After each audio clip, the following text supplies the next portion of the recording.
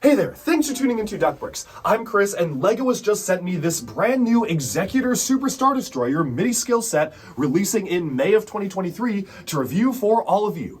This is a really nice set that somewhat pays homage to the original Nebulon B frigate, which we got for San Diego Comic-Con back in the day. That was for the 2020 San Diego Comic-Con, which you can see right up there. And this is a similar style of model which LEGO introduced due to popular demand. In fact, the instructions explicitly state that they came up with this set because people loved that so much.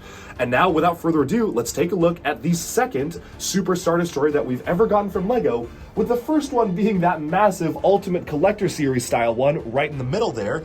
This one is a little bit more reasonably priced, and it is a really nice and interesting build, so let's get into it. Okay, so this is set number 75356. It is the Executor Super Star Destroyer. It will retail for $70 when it releases on May 1st, 2023. Thank you so much to the LEGO Ambassador Network for sending me an early copy to review, and while this was provided by LEGO, all the opinions expressed in this review are my own. So this is a really interesting set, and honestly, not something I would have expected to have gotten from LEGO this day and age. It is basically somewhat in scale or a similar sized model to the infamous Nebulon B frigate, which was supposed to be a 2020 San Diego Comic-Con exclusive, but eventually was just made a regular retail set that they sold through Amazon because of COVID and San Diego Comic-Con not actually happening.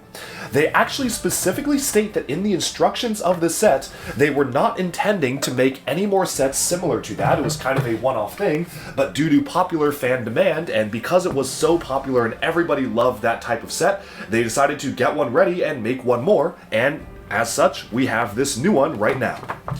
The instruction manual is actually really nice. It is treated like a full-on 18+ set, so you have a lot of different facts and details where you can see lots of information about the ship itself, and as you can see, it explicitly says that this came from the Nebulon B frigate, the 2020 Comic-Con exclusive, but since everyone loved it, they decided to make one more, and I think my favorite Easter egg, which it does call out in this build, is the fact that you actually brick build the little bounty hunters and Darth Vader characters as just single, 1x1 studs. They're completely hidden inside the ship itself, but that's just one fun detail I wanted to point out.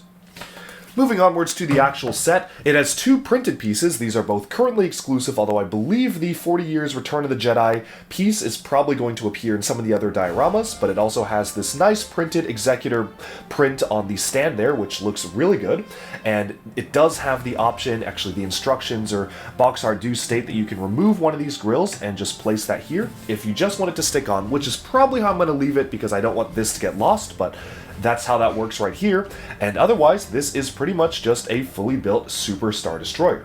Now, the building techniques for this model are really good, and I was really impressed by how well they were able to capture the distinctive shape and length of the Super Star Destroyer itself. Essentially, the way that everything works is that you have these long panels that are put on hinges on the side, and really you just have a hinge here, and hinge here, something like that, and it is surprisingly really stable. The way it comes together is very satisfying.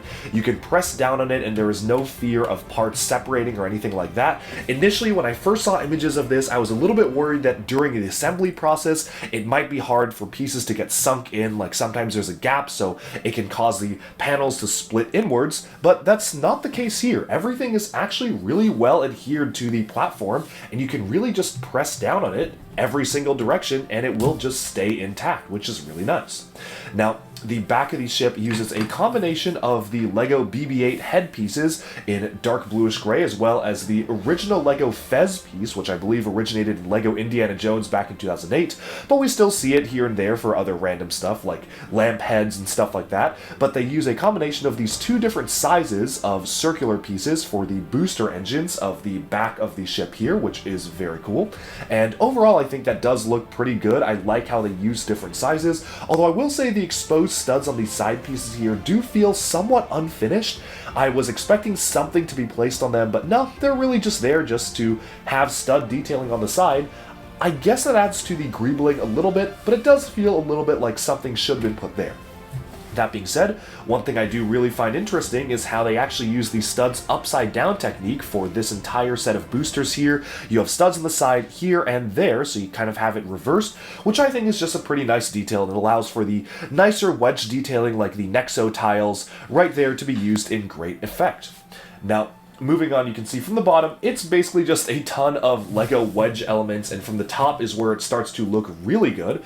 Now, there is a lot of nice greebling on the top of the ship here, and it feels very intentional. It really does feel like every single one of the bits was actually replicated based on looking at the actual model, the source material, and trying to capture certain things, because when you compare it to the actual images, there are certain things you recognize. Like, oh, I recognize that there were squarish things here, there was kind of like a circular bit here, there was a slide venting area, and everything just feels like it was done with a very intentional hand for detailing, which is something I really do appreciate. Oh, and if you do want to get kind of a look at those little mini bounty hunters and Darth Vader, I guess you can only really see Darth Vader, they specifically made this part allowing you to open it up so you can kind of see just when the light hits it right that there's a suggestion of different characters inside the build, which you can just close up like that, and then you basically don't see it at all. So that's a really nice Easter egg that I had no idea was there until I built it myself.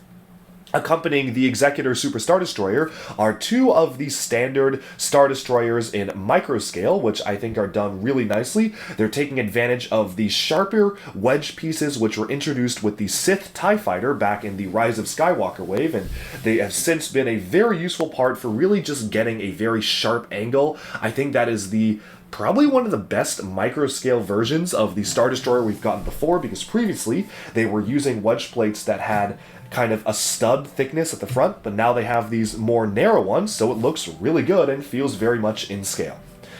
Honestly, with that, that's not... Lastly, one of my favorite details is that, as you can see, if you look just along the edge of the starship itself, you can see that you've got some transparent blue detailing for the interior lights and the interior rooms inside the spaceship itself, which is very cool. I'm a big fan of how that turned out. It definitely looks really detailed. You have just a little bit of a grill piece here used to suggest that there's maybe some rooms or detailing in there. Again, every part usage just feels very intentional with the way that it's done on this spaceship, and I really do like how they did add just a hint of color in the transparent blue here.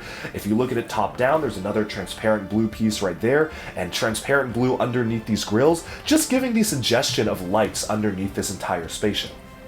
With that, honestly, I think we've summed up pretty much everything there is to say about this set, other than the price, because, yeah, this is $70 US, specifically $69.99, and I don't know, that feels a little bit high to me.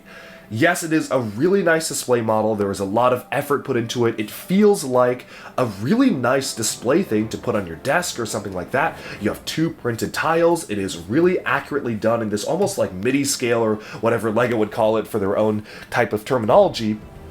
But for $70, I am not so sure how I feel about that.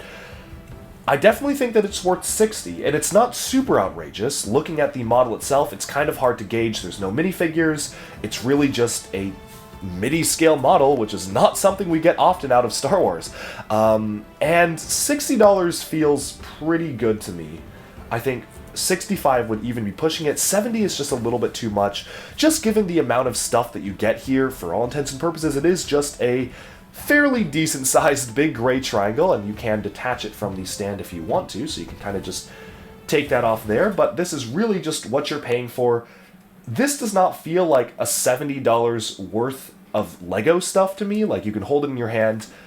60 for sure. Even 60, not 100% sure if I'm buying it for 60, because this does feel like it is a really nicely detailed model. It's built really well, but it's also $70. So make of that what you will. I definitely would recommend waiting for maybe a discount if you are interested in the set.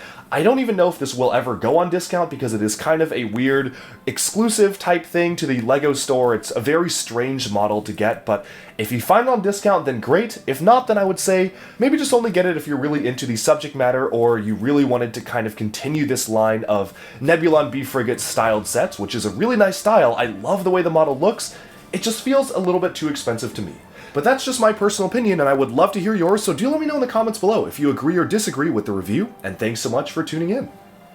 Alright, and with that, we have summed up our review of the Executor Super Star Destroyer, retailing for $70, releasing May 2023. Let me know down in the comments below if you like it, if you dislike it, what are your thoughts on this model, and thank you so much for tuning into the review. I definitely can't wait to hang this up next to my Ultimate Collector Series style version. I hope that LEGO continues with these style of ships. I think that there's a lot of capital ships in Star Wars that would be really cool like this. Say maybe Separatist ships from the Clone Wars, or even a Venator like this would be really awesome. So I hope that this does well despite the high price, and I hope that LEGO continues to do stuff like this because they're really special. Now, if only they included one minifigure to represent it, I think that would have been just perfect. But with that, we've summed up this video. Thank you all so much for tuning in. Be sure to like and subscribe for even more LEGO news, reviews, discussion, and analyses coming your way very soon. Thanks, and bye for now.